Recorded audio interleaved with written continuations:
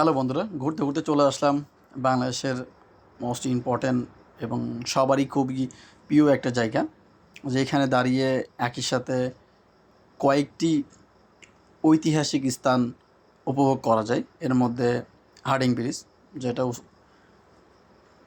1915 সালে উদ্বোধন হয়। এর পাশে আছে লালন শাহ ব্রিজ, যেটা 2004 সালে উদ্বোধন হয় এবং এখনও কাজ চলতেছে। পারমাণবিক বিদ্যুৎ কেন্দ্র, যেটা এখন পর্যন্ত উদ্বোধন হয়নি। এই বছরের শেষের দিকে তার একটা ইউনিট উদ্বোধন হওয়ার কথা আছে।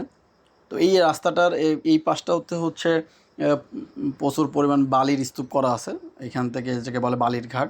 তো এই রাস্তাটা দিয়ে বাইক চালানো বা যে কোনো যানবাহন চালানোর সময় খুব সাবধানের সাথে চালাতে হবে, কারণ রাস্তার মধ্যে বালি থাকার কারণে বিশেষ করে মোটরসাইকেলের চাকা স্লিপ করার সম্ভাবনা থাকে।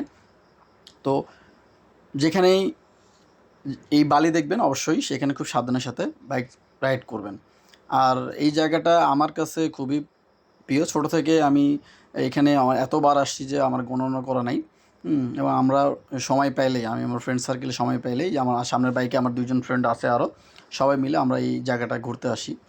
এইখানটা দাঁড়াইয়ে আপনি একসাথে যখন 3টা জিনিস একসাথে দেখতে পারবেন, বিশেষ করে ওই পাশে পারমাণবিক, আপনার ডান পাশে লালন শাহ ব্রিজ, বাম পাশে হার্ডিং ব্রিজ এবং সামনে সুবিশাল পদ্মা নদী, খুবই সুন্দর লাগে। হ্যাঁ, এটা আসলে যখনই আপনি এখানে আসবেন, দাঁড়ায় দেখবেন, তখনই বুঝতে পারবেন আসলে জায়গাটা কত সুন্দর। আর এরকম নতুন নতুন ভিডিও আমি আপনাদের সামনে নিয়ে আসার চেষ্টা করব অবশ্যই।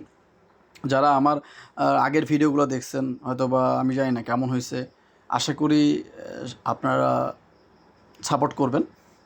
আর সামনে যেন আমি আরও অনেক ভালো ভালো ভিডিও আপনাদের সামনে নিয়ে আসতে পারি।